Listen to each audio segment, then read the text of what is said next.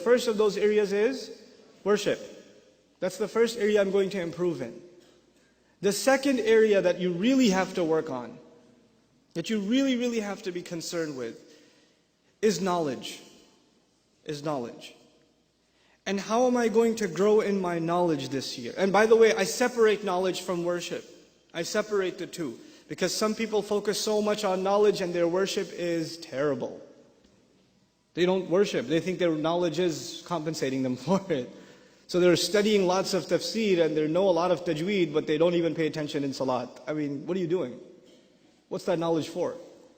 I'm mentioning these things in priority. First thing was worship. The second thing is knowledge. And I don't mean become a alim and get a degree in sharia. Those of you that want to do that, congratulations. I'm talking to everybody here. Not everybody here is going to be a mufti or a alim or whatever. But you have to be educated Muslims. You have to be, there needs to be some minimal level of education in your Islam. And my recommendation for you for that is that by the end of the year, the coming year, you've studied at least a couple of things. You've studied the seerah, the life of the Prophet ﷺ, once. And you should do it every year once. And actually you should read a different source on the seerah every year for the next few years. And really study it. So if you take one book of, don't ask me which book you should read on the seerah, read all of them.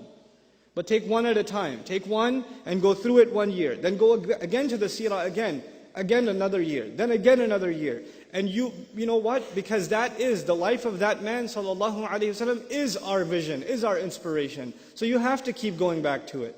That's a part of your education. And it'll give you perspective and it will open doors for reflection and contemplation for you, that study of seerah in and of itself. There are wonderful resources on that available, and I don't think you'll have any trouble finding them, inshallah ta'ala. At the same time, you have to make substantial gains. In that same year, you have to make substantial gains in your Qur'an. I'm still in the area of knowledge. First area was worship, second area is knowledge, right? In this knowledge, you have to make some substantial gains in your Qur'an, which, let's just say you decided this year you're going to try to memorize, I don't know, Surah Al-Kahf, let's just say. So you set a goal. For this year, I'm going to memorize Surah Al-Kahf.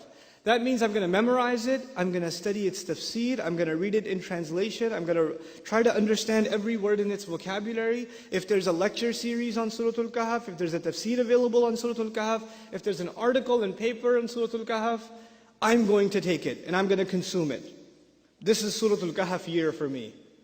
Next year might be Surah Al-Rahman year. The year after that might be Surah Al-Baqarah year. I don't know. Maybe it's a couple of surahs a year. But every year you make a substantial gain in your Qur'an. Tangible. Don't just say, I'm going to study the Qur'an. Don't do that. And don't just pick random passages.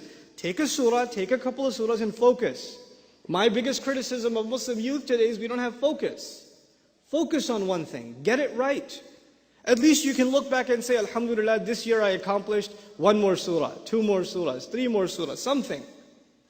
And when you study a surah, you don't just learn its meanings. As a student came up and asked me, what's more important, you think, understanding the Qur'an or memorizing it? And I said, how do you think that those two things are separate? Why do you think that? You know why we memorize the Qur'an? So we can repeat it over and over again. And when we repeat the ayat over and over again, Allah gives us more room to think and reflect more and more. And you start seeing things when you recite something 10 times that you didn't see when you recited it 9 times. He opens more doors.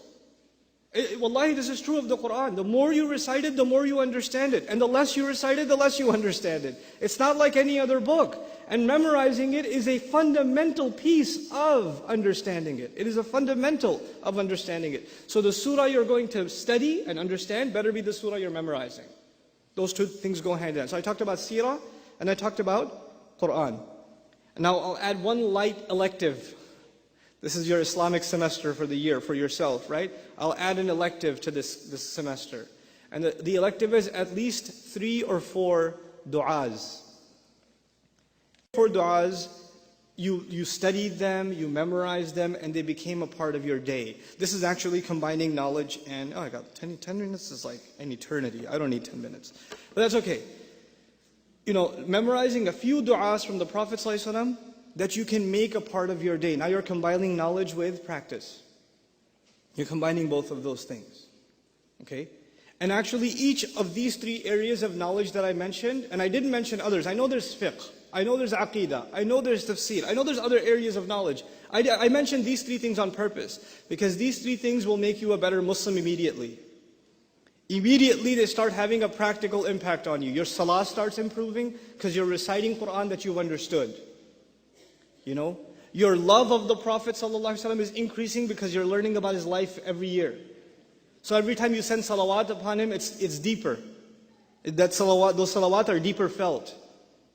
Your knowledge of dua is bringing you closer to Allah because now you know what you're asking Him. You know what you're actually asking Him. Now, this is knowledge.